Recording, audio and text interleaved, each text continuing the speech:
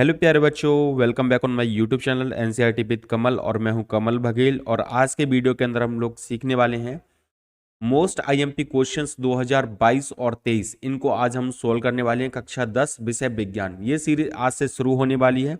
और इसके अंदर जो जो मैं क्वेश्चन आपको आज बताने वाला हूं वो इस साल एग्जाम में आने के ज़्यादा से ज़्यादा उसके चांसेस हैं।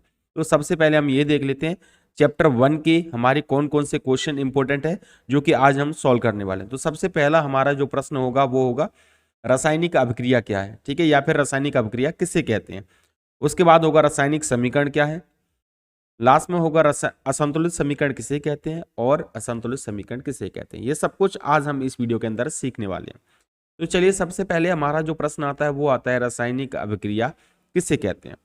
तो देखिए रासायनिक अभिक्रिया क्या है कि जब कोई दो या दो से अधिक, ठीक है, अलग गुण वाले पदार्थ, दो पदार्थ या फिर दो से ज्यादा पदार्थ और वो उनके गुण कैसे हों, अलग अलग हों, ठीक है, किसी अन्य पदार्थ के साथ क्रिया करके नए गुण वाले पदार्थ बनाते हैं। यानी कि क्या है, कोई भी दो पदार्थ हैं, ठीक है, और वो उनके गुण कैसे हैं, अलग अलग हैं, और वो आपस में क्रिया करेंगे और एक नए गुणों वाला यानी कि उन दोनों से अलग गुणों वाला क्या बना देंगे, पदार्थ बना देंगे। उसे ही बोलते हैं रासायनिक अभिक्रिया। ठीक है, एक एग्जांपल ले लेते हैं। जैसे हम क्या है, जब हम सांस लेते हैं तो हम कौन सी गैस लेते हैं, तो हम लेते हैं ऑक्सीजन यानी कि O2। सही है कि नहीं। और जब हम सांस को बाहर छोड़ते हैं तो कौन सी गैस छोड़ देते हैं बाहर, कार्बन डाइऑक्साइड। यानी कि हमने कौन सी गैस अंदर ली थी, हमने ली थी ऑक्सीजन, और हमने बाहर कौन सी गैस छोड़ी है, कार्बन डाइऑक्साइड। यानी कि ऑक्सीजन के गुण कुछ और होते हैं और कार्बन डाइऑक्साइड के गुण कुछ और होते हैं। समझ में आ गया। तो यहाँ पे क्या हुई है, यहाँ पे रासायनिक अभिक्रिया हुई है, इसी को बोलते हैं रासायनिक अभिक्रिया। कुछ दैनिक जीवन के उदाहरण मैं आपको दे रहा हूं तो जिससे और क्लियर हो जाएगा। जैसे दूध से दही का बनना, जो दूध होता है वो दही में कन्वर्ट हो जाता है कि नहीं। तो यहाँ पे कौन सी अभिक्रिया होती है, वो रासायनिक अभिक्रिया होती है। ठीक है, दूध का दही में बनना क्या है, रासायनिक अभिक्रिया। उसके बाद है श्वसन की क्रिया में ऑक्सीजन का कार्बन डाइऑक्साइड में बदलना, ये मैंने अभी आपको समझाया था। और लास्ट में है यहाँ पे जल का बनना। जैसे जल हाइड्रोजन गैस होती है, ठीक है, और ऑक्सीजन गैस होती है, दोनों मिल जाते हैं तो क्या बन जाता है, जल बन जाता है। यानी कि हाइड्रोजन क्या है, गैस है, ऑक्सीजन भी क्या है, गैस है, और जल क्या है, एक द्रव है। ठीक है, तो इसके गुण क्या हो गए, बदल गए कि नहीं। ये गैस थी और ये भी क्या, गैस, और बदल किस में गया, द्रव में यानी कि पानी में। इसका मतलब ये क्या होगी, रासायनिक अभिक्रिया होगी। समझ में आ गई बात आपको, रासायनिक अभिक्रिया। ठीक है, इसके बाद आते हैं हम लोग यहाँ पे रासायनिक समीकरण किसे कहते हैं। ठीक है, तो रासायनिक अभिक्रिया तो क्लियर हो गई। तो रासायनिक समीकरण क्या है, देखिए रासायनिक अभिक्रिया को संकेतों और सूत्रों के रूप में व्यक्त करना ही क्या कहलाता है, रासायनिक समीकरण कहलाता है। ठीक है, तो जो रासायनिक अभिक्रिया आपकी होती हैं उनको संकेतों में लिखना, वैज्ञानिक संकेतों और सूत्र के आधार पर लिखना ही क्या कहलाता है, रासायनिक समीकरण कहलाता है। और एग्जाम्पल मैं आपको यहाँ पे बता देता हूँ। जैसे जिंक की सल्फ्यूरिक अम्ल के साथ क्रिया होती है, जिंक की हम क्या करते हैं, सल्फ्यूरिक अम्ल के साथ क्या करते हैं, क्रिया करते हैं, तो क्या बन जाता है, जिंक सल्फेट बनता है। अब ये तो इसकी भाषा है, अगर मैं इसको समीकरण के रूप में लिखूंगा तो कैसे लिखूंगा। अब देखो सबसे पहले जिंक, जिंक का संकेत क्या होता है, जिंक का संकेत होता है Zn। ठीक है, प्लस किससे क्रिया कर रहा है, ये सल्फ्यूरिक अम्ल से क्रिया कर रहा है, सल्फ्यूरिक अम्ल होता है। ठीक है, तो सल्फ्यूरिक अम्ल को क्या बोलते हैं, H2SO4। ठीक है, इससे क्रिया करता है तो ये क्या बनता है, इसके साथ क्रिया करने पे जिंक सल्फेट बनता है, यानी कि ZnSO4 बनता है, और प्लस में क्या है, H2 क्या हो जाती है, बाहर हो जाती है। तो ये जो हमने लिख दिया ये पूरा, ये जो लिखा है इसी को बोलते हैं रासायनिक समीकरण बोलते हैं। समझ में आया रासायनिक समीकरण क्या होता है। तो जो भाषा है यानी कि जो शब्द हैं, जो हमारे वैज्ञानिक जैसे जिंक है उसके संकेतों के रूप में उसको लिखना ही क्या है, रासायनिक समीकरण कहलाता है। अब मैं आपको एक बात और बता दूं कि जब हम रासायनिक अभिक्रिया होती है तो जो यहाँ पे भाग लेते हैं, जैसे जिंक और हाइड्रो सल्फ्यूरिक अम्ल, ये दोनों मिलके बना रहे हैं तो ये कहलाते हैं अभिकारक। ये दोनों क्या कहलाते हैं, अभिकारक कहलाते हैं। और जो बनता है यानी कि बनने वाला उत्पाद क्या हो गया, यहाँ पे बनने वाला उत्पाद होता है उसे बोलते हैं उत्पाद या फिर क्षेत्र। ठीक है, उसे उत्पाद बोलते हैं। तो समझ में आ गई, यानी कि क्रिया जो करते हैं, जैसे दूध है, दूध किस में कन्वर्ट हो गया, दूध क्या बन गया, दही बना कि नहीं। तो दूध क्या हो गया, दूध हो गया आपका अभिकारक। ठीक है, और फाइनल जो बना है वो क्या बना है, दूध में से दही बना है, इसका मतलब दही क्या हो गया, उसका उत्पाद हो गया। समझ में आ गई बात आपको, ठीक है। तो रासायनिक समीकरण क्लियर हो गया।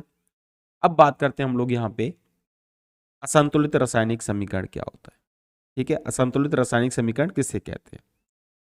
तो देखो, वह रासायनिक समीकरण जिसमें अभिकारक और उत्पाद के परमाणुओं की संख्या समान नहीं होती। क्या नहीं होती? अभिकारक और, ठीक है, उत्पादों के परमाणुओं की संख्या, परमाणु की संख्या अगर समान नहीं होगी तो हम उस समीकरण को क्या बोलेंगे? असंतुलित रासायनिक समीकरण कहेंगे।